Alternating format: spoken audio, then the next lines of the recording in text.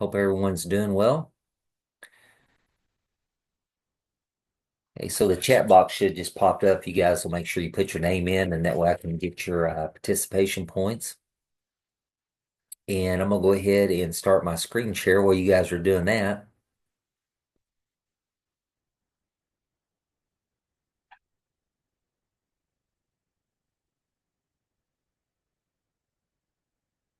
It'll pop up there in a second.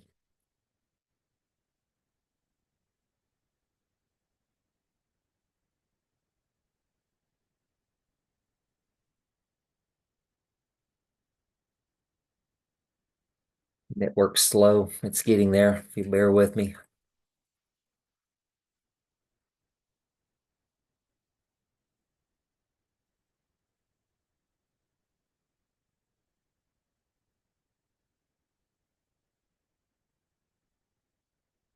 Okay, so you should be able to see my screen. I wanted to go back over this slide deck quickly, and then I want to get in a little bit on the CBM, talk a little bit about the report, some new sections that we're going to see within that report when we start putting that CBM assessment report together.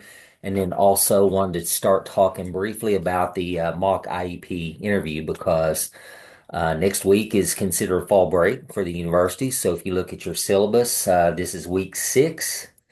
We skip an entire week and then we'll start week 7, which week 7 picks back up on December the 2nd. So just remember next week, no class, nothing for the whole week. So it's considered fall break for Thanksgiving. So this is week 6, November the 18th through the 24th. So circling back, if you look at week six in the learning modules, and I got into a little bit of this last week, looking at intelligence and adaptive behavior. So I just kind of wanted to review this quickly, and then I'll get into the CBM. So when we look at intelligence scores, IQ, a lot of times that's one of the main criteria that's looked at when we're doing formalized assessments to determine eligibility services for special education. So basically, when we look at intelligence or IQ, it's just a general concept of that student's their individual ability to function in various settings, and we'll measure that with intelligence tests. Then we also look at adaptive behaviors, and that's a student's or a person's ability to function in various environments. So when we start looking at the two, there is a direct correlation between the two. I mentioned last week when we were talking about adaptives, if a student has been recommended for testing services for special education and getting ready to start the whole process, you're oftentimes going to be asked, some of your regular ed teachers and also the parent is going to be asked to complete an adaptive behavior assessment or adaptive behavior scale on the student. So we have two forms. We have one that is for the parent, and we have one that is for some of the regular classroom teachers. And they'll be going through and basically evaluating the student on a series of questions on how they perform, how they interact in various environments. The home version, the parent version, is obviously more focused on the home environment. And then the school teacher version obviously is focused more on the school environment, how they interact, obviously with peers, how they interact in the classroom. So that's two different types of scales that are used.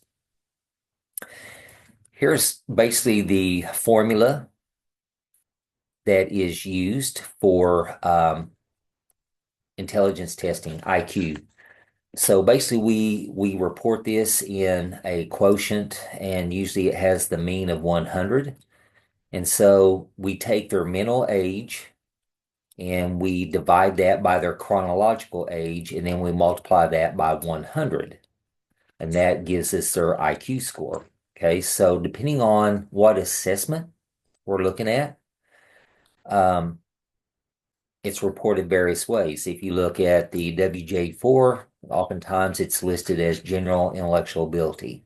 Okay, that's the same thing as IQ. So simple formula. We take mental age divided by the chronological age times 100, and that gives us their IQ score. Okay, look at oftentimes what does IQ mean? Myth, there are myths out there, misunderstandings. One myth is IQ scores are measurements of potential that is innate in a person. IQ does not necessarily measure ability. Okay, it's simply a way that student responds to stimuli that is presented at a specific point in time. Okay? There are a lot of debates when it comes to IQ. We also get into bias, and so testing companies have to really go in and monitor when they develop these various assessments that measure IQ. So it's important that our formal assessments, measurements are free from any ethnic, cultural, or linguistic bias. That's where we really have to watch. So let me give you an example when we talk about um, dealing with language barriers.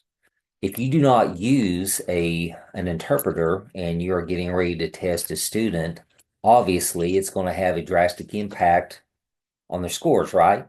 If I don't have an interpreter in there and I'm trying to give directions and explain things and they don't understand English, if they're Hispanic, it's obviously going to have a drastic effect on the overall outcome of their score. Student could be misidentified, misplaced in special services when they really don't need to be. So it's really important that we take a lot of those factors into consideration when we test them. Okay, some of the things that we look at, some different issues. One is simply using IQ score alone by itself is an indicator for special education. Okay, we don't ever really take just the IQ score and use that as our one factor for deciding whether they belong in special services. Another thing we look at is learned behaviors.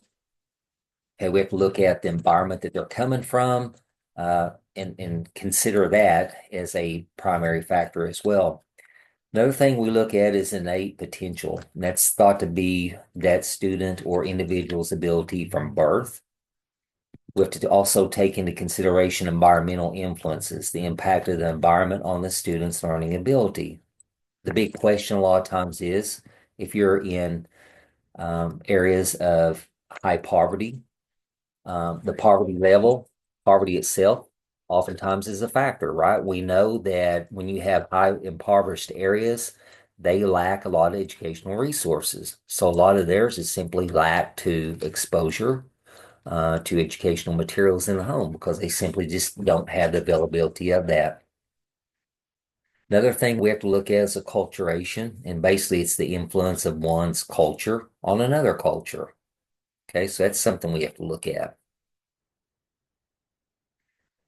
Okay, when we look at IQ testing,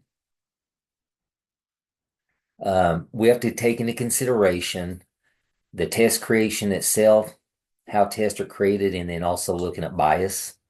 So we have to look at content validity, construct validity, how that is constructed, predictive validity, how we, if you noticed, I mentioned last week on a comprehensive report, you have a column where you have the student's predicted score. Okay, so we have to also look at that predictive validity. And then we also have to look at mean differences obtained by different groups. We also have to consider that. So some different bias that we have to consider is inappropriate content. Okay, inappropriate standardization sample, how those samples of student populations are used. Examiner language bias. Okay, that's another thing is, if myself as examiner coming in, I speak English and the student speaks Spanish only, then we have issues there, obviously. Inequitable social consequences kind of goes back to the poverty example I just gave you. Measurement of different constructs, looking at different various forms of assessment, differential predictive validity, and then also qualitatively distinct minority and majority aptitude and personality. Okay, a lot of those things you really aren't going to have to worry about unless you decide to go on and pursue um, graduate studies in school psychologist or psychometry, where you really get into a lot of um, the tests themselves in depth. On this particular slide deck, it talks a little bit about some litigation, some different court cases through time. You can see some of them date back to 1970 all the way up through the 80s. And litigation took place for various reasons against various school districts, individuals suing school districts, particularly how they were assessing students, their method or their processes of um, qualifying students, or just the test process itself and how they were going in and assessing them. Some of it also centers around some discrimination views. So I would challenge you maybe to go back different time and look at some of these cases. We really get into more of that in school law, but there are four specific cases there, all centered around the assessment process and qualifying students for special services. Some alternative views of intellectual assessment, IQ testing. Some of these you may be familiar with, some maybe not. In 1993, you had Howard Gardner and the Seven Intelligences. I don't know if you're familiar with that book, if you've read it or looked over a little bit. I see Shannon kind of nodding her head, so you might be somewhat familiar with it. If not, would encourage you to get your hands on that book and read it a little bit. It's pretty interesting. Then we have the three strata of intelligence developed by Carroll in 2005. You have an overarching intelligence, and then you have a level two, which is specific abilities, and then level three is very specific abilities. The next alternative view is dynamic assessment. Okay, basically it uses assessment experience to measure the task of learning. For this particular assessment, the examiner is able to help the student, help the learner in the assessment process, where if you use more of the formalized assessments that I mentioned, the BASC-5 or WJ-4, any of those, it's very strict protocols where we can't help them. Dynamic assessment uses ceiling as an area of functioning that warrants assessment. Okay, there's that term we talked about before, basal and the ceiling. And then the fourth one is cross battery assessment. And that's basically where we take various subtests from two or more different tests and we administer those to determine if a particular weakness in a uh, specific skill or ability exists. It's not uncommon for us to use cross batteries, okay, taking various subtests from maybe the BASC or the WIS-5 and some from the WJ-4 and utilizing those together. So it's not an uncommon practice to do that. We'll get into a little bit about use of intelligence test. Okay, so sometimes, and it still is, IQ testing does have some controversial past, and it still does have some controversial aspects to it, um, just simply because of its inappropriate use in the past. And there's definitely been improvements made. They still will continue to do those as they go in and do revisions of various cognitive assessments.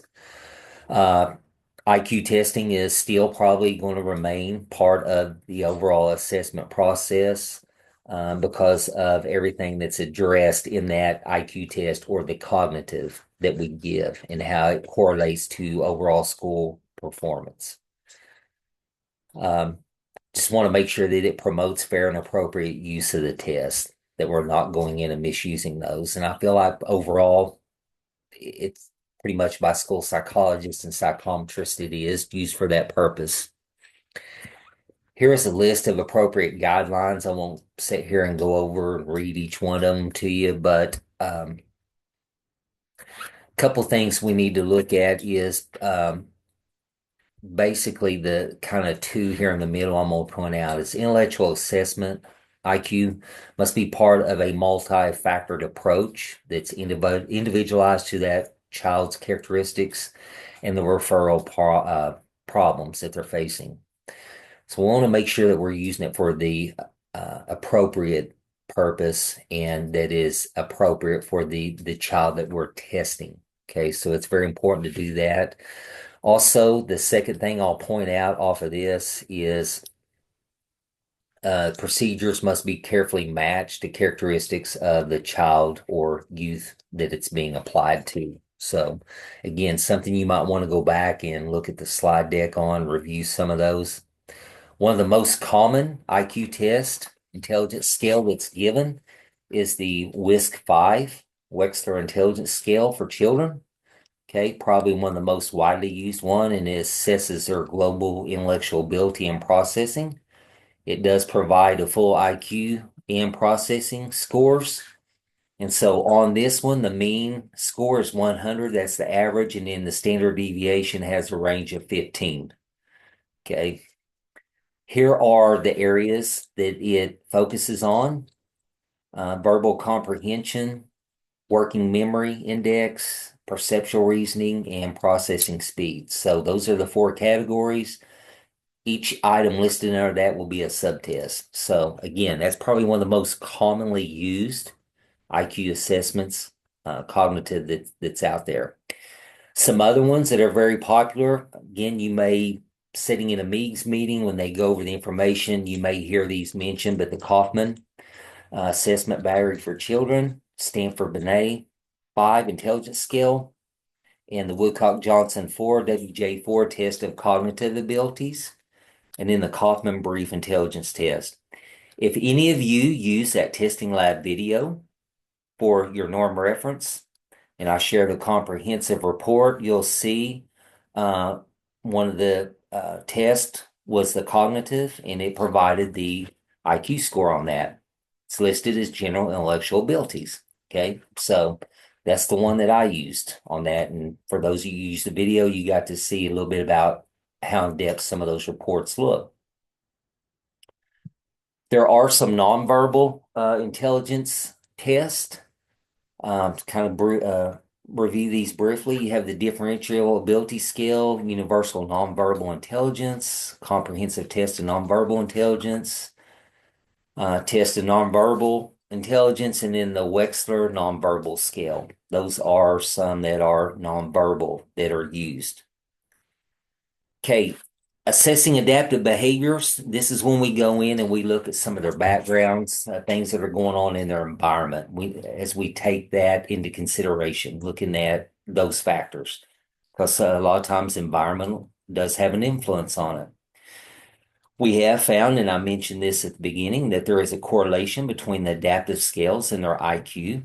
They tend to go hand in hand. And so we look to see if there's a discrepancy, a major discrepancy between the two when we're interpreting those results.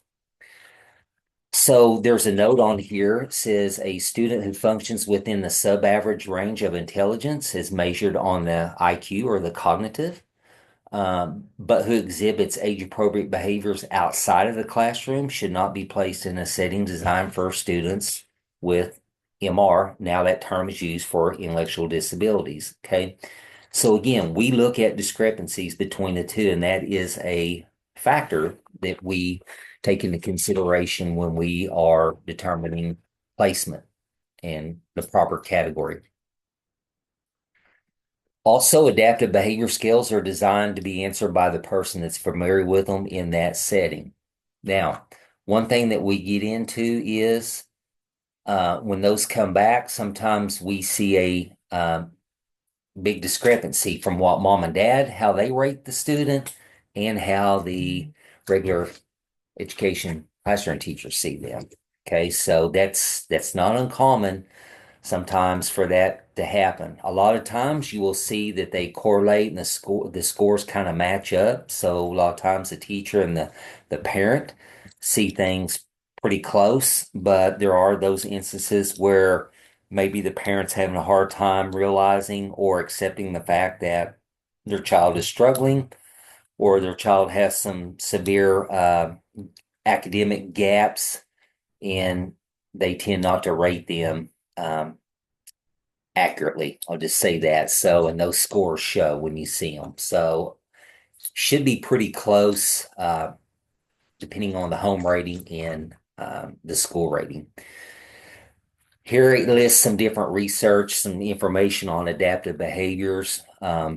Again, I'm not going to go over a lot of those in depth. You can go back and look at the slide deck, but they should be fairly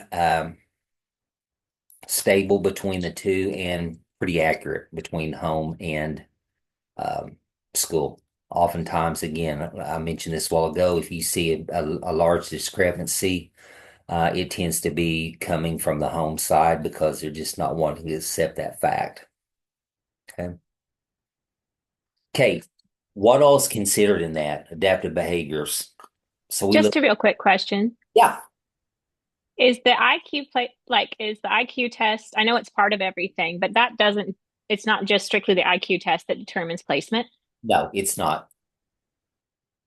No, it's definitely a factor in it, but it's not strictly just the IQ that will determine that. Okay. I was wondering because you were talking about discrepancies, and I was wondering if parents ever buck the system when their IQ resorts come back for that kind of thing. No, well, it just kind of depends. And sometimes, like I'll give you an example right now. We inherited a student in the district and who is a freshman and has some major things going on behavioral wise. And when we look at their IQ or their general intellectual ability score, it's well within the average range. But if we look at a lot of their subtests, their standard scores are in the low 60s. So when you start looking at scores in the low 60s, you start thinking about intellectual disabilities because anything below 70, that kind of, falls in that category. So when you see that big of a gap, one of the things I immediately noticed as soon as we got the report is the student party does have some major academic gaps because of their severe behavioral problems, and they've missed some of that academic instruction.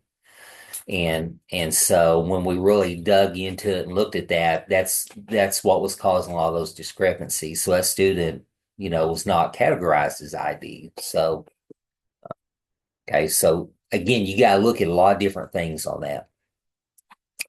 Um, Again, under common concepts, you have situational or generalized behaviors.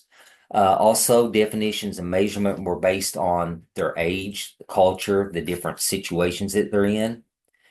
And um, as an examiner, we should be kind of cautious in selecting the scale that's appropriate for the student's need. Okay, so we have to consider various populations, special and normal. One of the things or the scales that I like to use because it's very comprehensive is the Vinland, and that's one of them that's mentioned in here as a common adaptive scale. That's pretty much what we use here in the district, and then when I contract out and test, I use the same adaptive. So here they mention um, on this slide that has considerations for adaptive. They mentioned the really, I would say the most common three. You have the adaptive behavior scale. Actually, there's four: the school edition, the SIB, and then the Vinland survey form. And the Vinland, again, all these will have a one for home and one for school. Vinland's very comprehensive, very in depth. Okay. Again, here it mentions three common ones: the Vinland, AAMR adaptive scale, and then the ABAS adaptive behavior assessment system. Some of you guys might be familiar or even fill one out for students. So um, those are just some of the things I wanted to go back over and review with you. Again, you probably won't work a lot with some of these tests, but you will hear some of the terminology in MEEGS meetings, or when you start the process, you may be asked to do some adaptive behavior scale ratings for your students. So I'm going to do my stop share on that and pull up the next thing, which is I'm going to pull up the syllabus. If you'll bear with me here, get over to that. Talk a little bit about the layout of the CBM, kind of what it's going to look like.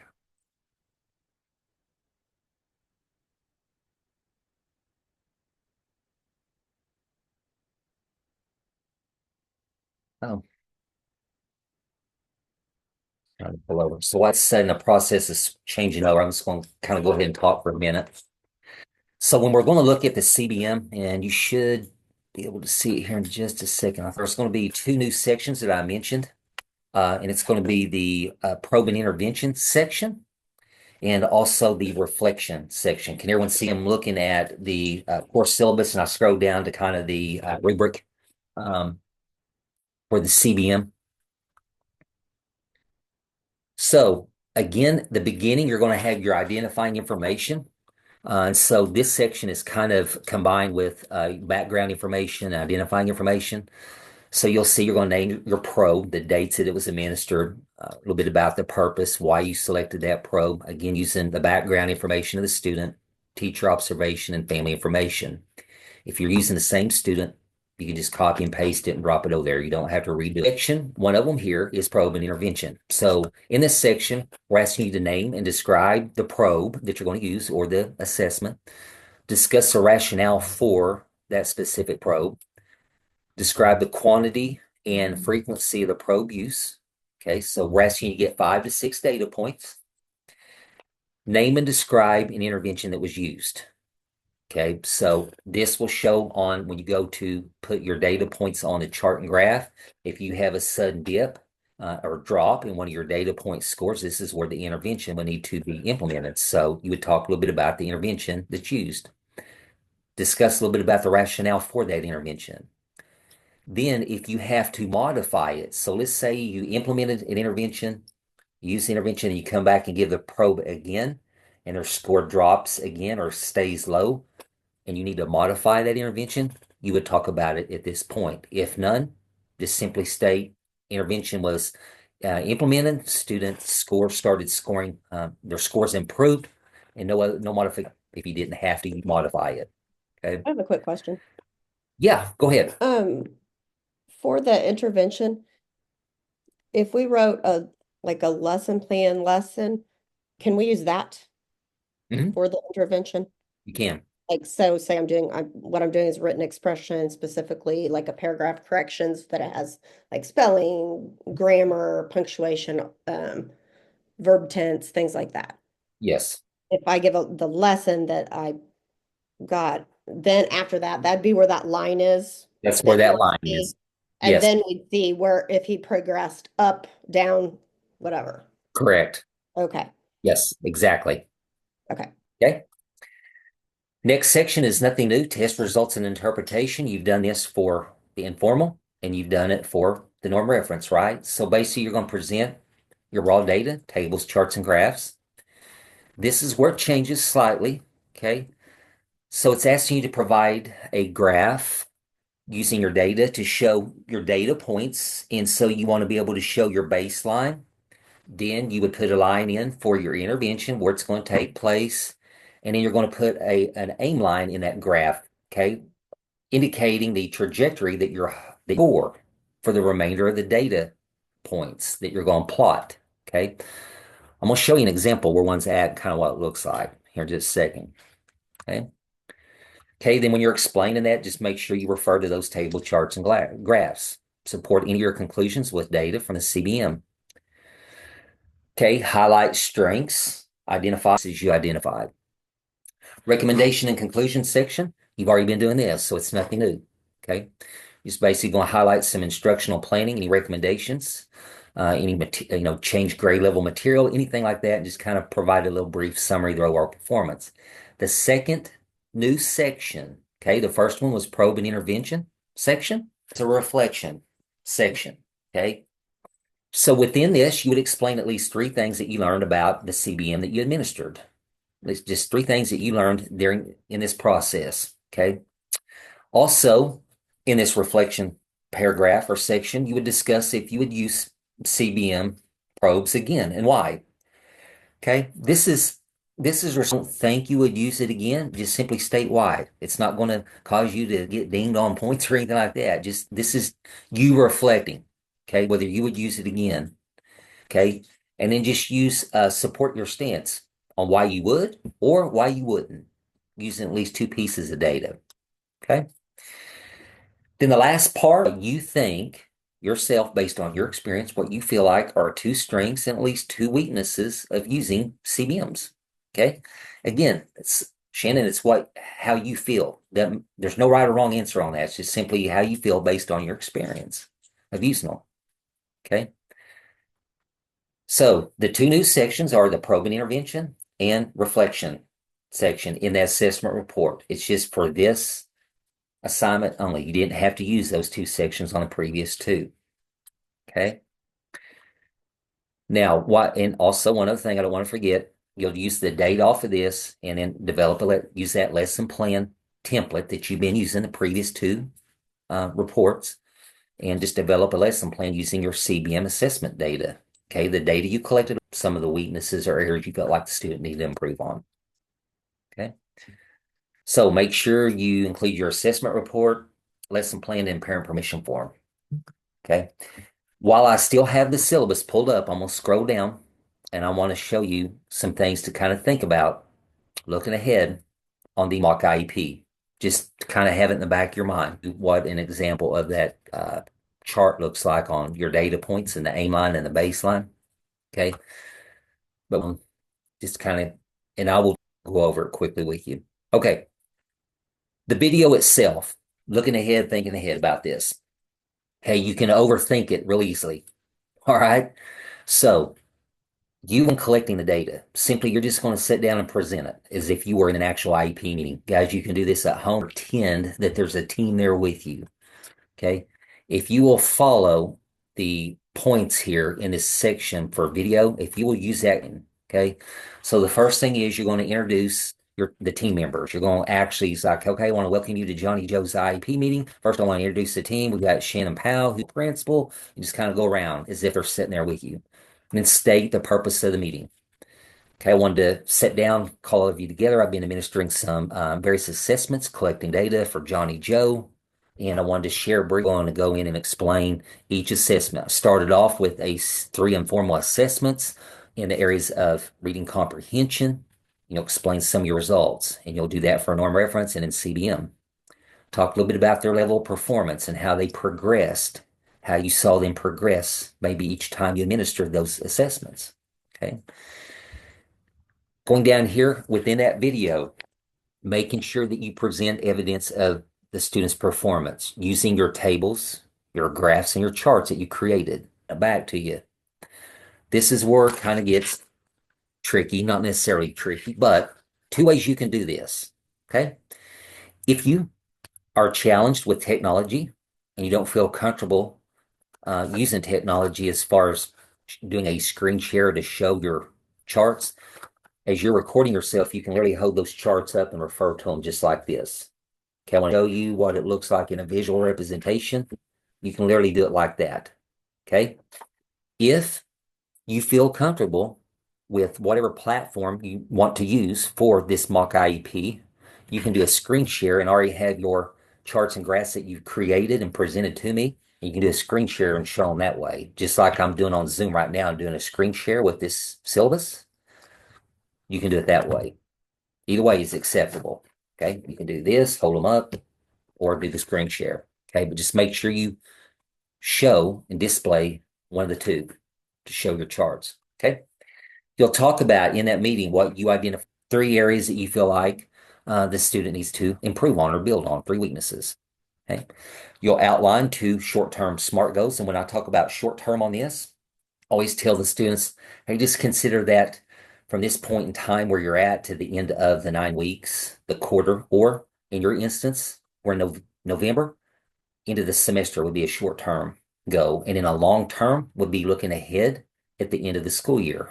So you're going to have two short-term SMART goals, two long-term for that student. Okay. And then as you're getting ready to close the meeting, after you presented your information and kind of reviewing that, it's like, hey, I want to offer opportunity. Mom and Dad, do you have questions? Does anyone else on the team have questions?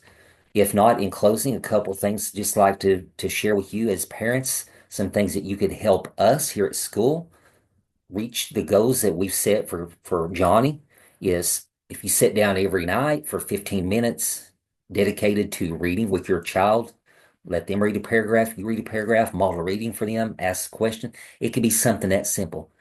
Just to offer a couple of ways that you would like to see them help support the goals that you would like to accomplish, what the parent can do.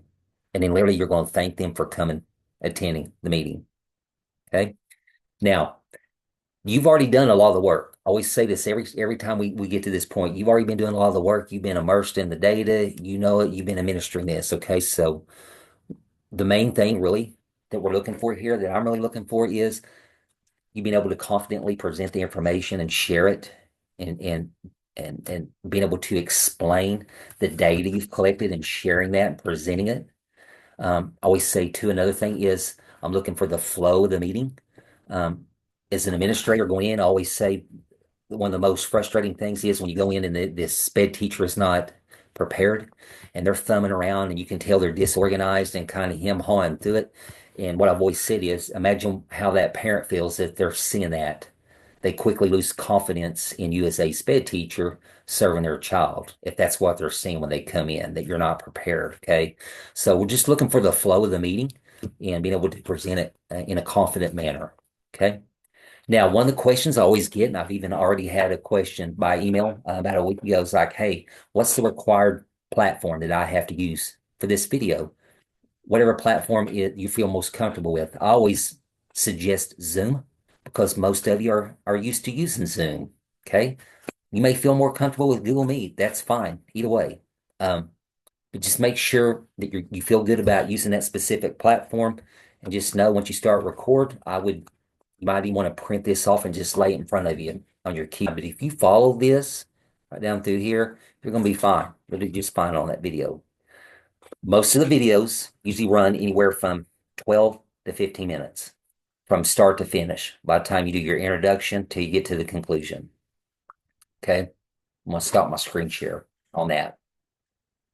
I wanted to kind of present that to you just so you'll start thinking about it. If you'll bear with me, I'm going to try to get over to show you that chart where it was at, kind of start thinking about it and remind you on a Sunday, then we're going to turn around at like 4 o'clock. So it's a quick turnaround, okay, because it takes us a while to go through and review the video and we have to have those grades. I'm sorry, Wednesday at 4.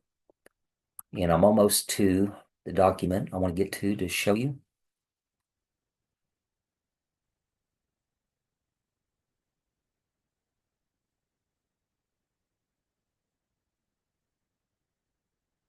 Bear with me just a second.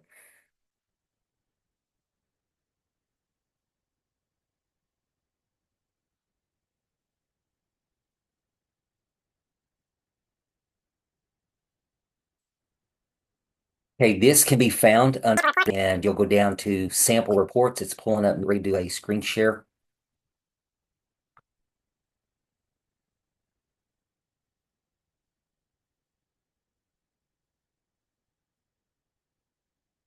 Just a second.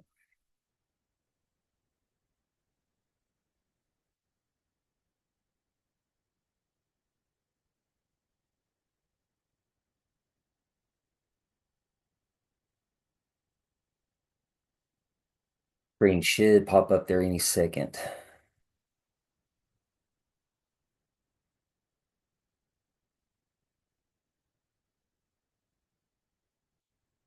Very slow tonight. I apologize for that.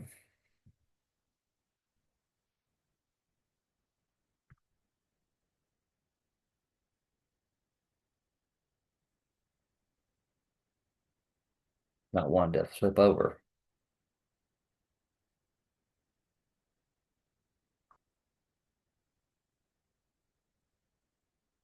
Has that popped up on your end yet?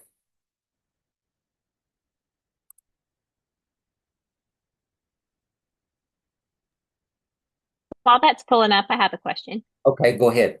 Go ahead.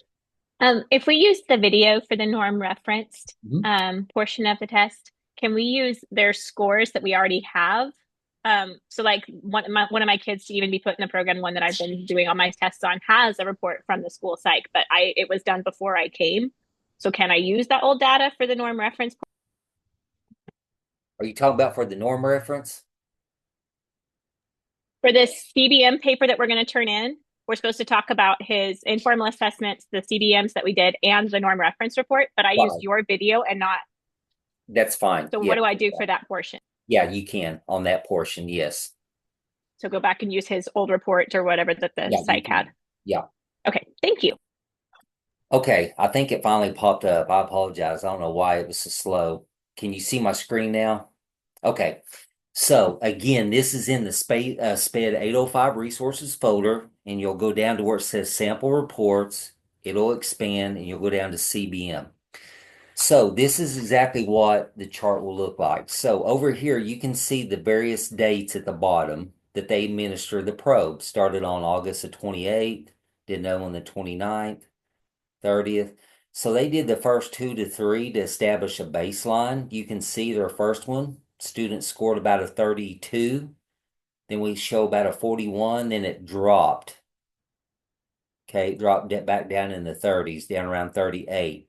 This line here is the intervention line. They went ahead and implemented an intervention when they saw the drop. And then after the intervention, they came in after Labor Day, which is September the 4th. They gave another probe here. You can see their data point. You can see a continuous upward trend. Okay. Orange represents the aim line. They developed this because they hope to see that upward trajectory after the intervention. So the orange represents the aim line. The blue is the student scores. Those are our data points. This line here represents intervention line. Okay. So again, we really would like to see you have at least 5 to 6 data points. This particular report, when it was done, I've kept it in the course shell. You gotta remember it was done. You see more than 5 or 6. It was done when the course was still in a 16-week format. Okay, so we have more data points. We spent multiple weeks on this. Okay, to get these. So you can see they had 3 over here to get their baseline, then they had another, what, 2, 4, 6 over here. So we had a total of 9 data points. So we had more time that we got more data points. So we condensed this down when we did the 8-week format. So if you can get 5 to 6, be good. Okay. If you see a drop over here in the first 2, you need to come over and do an intervention line and then come back and start administering them again. And hopefully you see that upward trajectory of your scores. Okay. Again, remember that example is in the 805 resources folder. Scroll down to where it says sample reports. It will expand and it will be CBM assessment report example. And you can see this very report. Okay. All right. As we get ready to end, remember you have nothing due this Sunday. Then you're going to be off a week for fall break and you'll come back in. Week 7 will be December the 2nd through the 8th. So the CBM report is due on the 8th of December. Mock IEP video is due that following Wednesday. Okay. So it's going to be due like December the 11th on Wednesday. So don't forget, it's a short turnaround. Okay. All right, guys, does anyone have any questions before we go? I have a question. Okay. Two. One, if we're writing this CBM report, and if we were previously working with the student, can I use those results? So Yes. like I have like a 5 or 6 week, I think, window that You got when I enough first data started points. working with him. Yep, Okay. And then I started that lesson plan, implemented it, that intervention, and then exactly. once. Okay. Yep. And then the second thing, Andrea was asking a question, so then it confused me. Because you said, because you, no, you're good. Um, because she was saying something about the different test results, the informal, the norm reference, and the CBM. But Andrea, were you asking about It that in asks the you to refer video? back to the norm reference. Was she asking that about the video and putting that information? No. What what were you asking that about then? I guess I was confused. Well, it is part of the video. It says in the video when you talk about all of his test results that Yeah, you have to mention the informal, the CBM, and the norm reference. But I used right. Dr. Posey's video, so I'm going to go Oh, back and use the Yeah. norm reference report So that the oh, psych okay, had sorry. already done on the student. yeah. Okay. Sorry. All So right. basically, Nope. if you use my video and you're getting ready to do the mock IEP, and so Andrea, you use the same student for the informal and the okay, you'll just act like it's the same student. Okay. Again, I'm really more focused on the flow of that meeting, being able to present that information in a confident manner. Okay. That's what I'm really looking for, and you feel good presenting the information and how we explain it.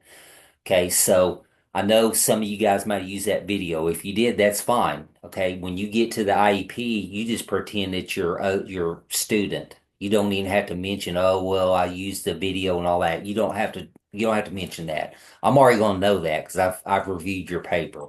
Okay. Again, I'm just more focused on the flow of the meeting.